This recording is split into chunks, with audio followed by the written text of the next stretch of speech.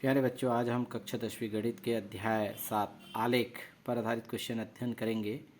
इस अध्याय में हमें 4 प्रश्न अध्ययन करने, इनमें से आज हम पहला प्रश्न अध्ययन कर रहे हैं। ध्यान देंगे, ये 4 नंबर के लिए पूछे जाते हैं एग्ज़ाम में। तो सबसे पहले हम देखते हैं एक प्रश्न इस तरह से है। प्रश्न को एक बार पढ़ लें। एक व्यक्ति ने अपनी गाड़ी में 5 लीटर पेट्रोल भरवाया। 5 दिनों में बचे हुए पेट्रोल की मात्रा और दिनों की को सारणी में दी गई है ना।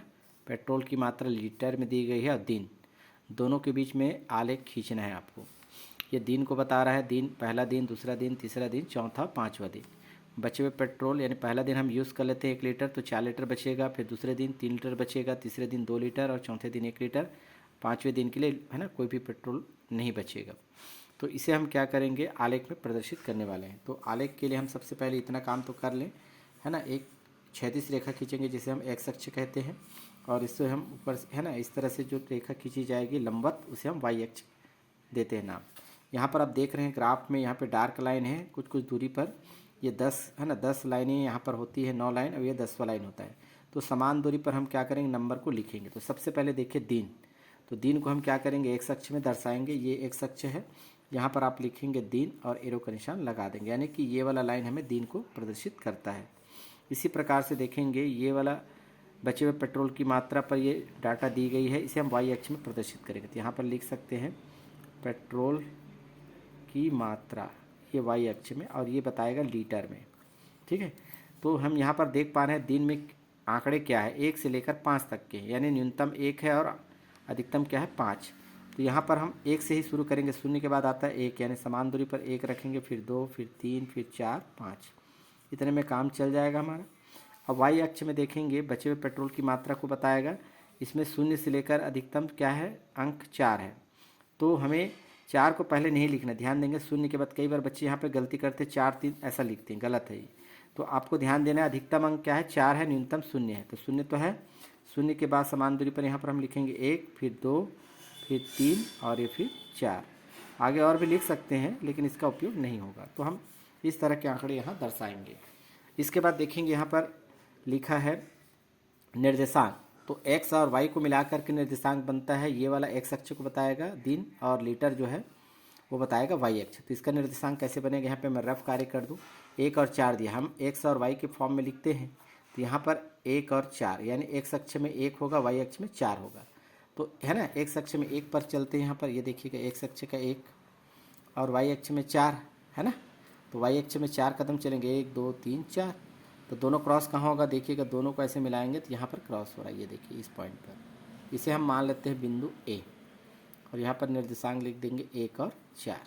ठीक, इस तरह से। यहाँ पर है दूसरा बिंदु का निर्देशांक है 2 और 3। एक्स अक्ष पर 2, एक्स अक्ष पर 2 पर है आप, और वाई अक्ष पर कितना है, 3। तो वाई अक्ष ये है, तो दोनों क्रॉस कहाँ होगा, देखिएगा, ये वाला लाइन आगे बढ़ेगा और 3 वाला लाइन आगे बढ़ेगा। 2 और 3 को आगे बढ़ाएंगे तो यहाँ पर क्रॉस हो रहा है, यानी ये वाला बिंदु, ये आ जाएगा आपका बी बिंदु मान लेते हैं।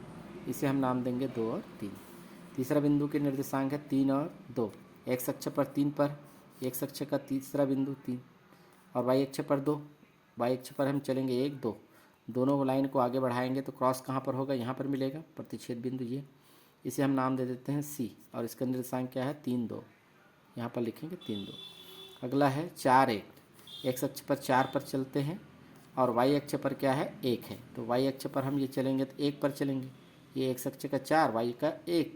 तो दोनों लाइन को आगे बढ़ाएंगे तो क्रॉस होगा यहाँ पर ये। तो यहाँ पर आप नाम दे देते हैं इसको डी बिंदु, और लिखेंगे 1 और 4। लास्ट अंतिम बचा है 5 और 0। एक्स अक्ष पर 5, एक्स अक्ष पर 5 पर चले जाइए, और वाई अक्ष पर 0। तो वाई अक्ष का 0 तो आगे नहीं है, यही है 0, यही वाला लाइन 0 को दर्शाएगा। तो यही पॉइंट आएगा आपका, ई बिंदु डाल देते हैं 5 और 0। तो हमें 5 बिंदु मिल गए, A B C D E. सभी बिंदु को मिलाएंगे, है ना, 5 निर्देशांक 5 बिंदु। तो सभी बिंदु को इस तरह से आप स्केल की सहायता से मिला दीजिए, इस तरह से। तो इतना हमारा हो गया 3 नंबर का प्रश्न तैयार हो गया। लेकिन हमें 4 नंबर का पूछा गया, यानी 1 नंबर के लिए और तैयार करना पड़ेगा। तो यहाँ पर आपको लिखना पड़ेगा पैमाना। पैमाना में क्या लिखते हैं वो बता देते हैं। यहाँ पर है एक्स अक्ष लिखेंगे, है ना, और दूसरा लिखेंगे नीचे में वाई अक्ष, है ना।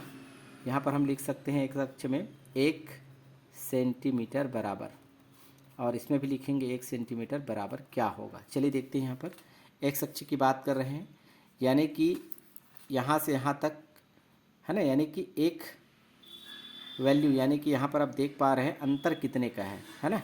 एक खाना बोलते हैं इसको, या फिर है ना, शून्य से एक मतलब सेंटीमीटर में नापेंगे, 1 सेंटीमीटर की दूरी होती है, इसलिए लिखा गया एक्स अक्ष में 1 सेंटीमीटर की दूरी कितनी है। तो यहाँ पर हम तय करेंगे, 1 के बाद 2 है, 2 के बाद 3, 4, 5 है, तो हम अगले में पहले को घटा देंगे, यानी 2 में 1 घटाएंगे तो कितना आएगा, 1 आएगा। तो यानी एक खाना एक क्या बता रहा है, दिन को बता रहा है, यानी एक खाना एक दिन को बताएगा, 2 खाना 2 दिन को, 3 खाना 3 दिन को। तो इस तरह से 1 सेंटीमीटर 1 दिन को बताएगा। इसी प्रकार वाई अक्ष में चलते हैं। वाई अक्ष क्या लीटर को बता रहा है, इसमें भी देखेंगे 0, 1, 2, 3, 4, 5 है, तो 2 है ना अंकों में अंतर कर लीजिए, 2 में 1 घटा दीजिए तो कितना आएगा, 1, और 1 क्या है, लीटर को बता रहे थे, 1 लीटर। इस तरह से आपको पूरे 4 नंबर मिलेंगे। तो ध्यान से देखिएगा इस तरह के प्रश्न को।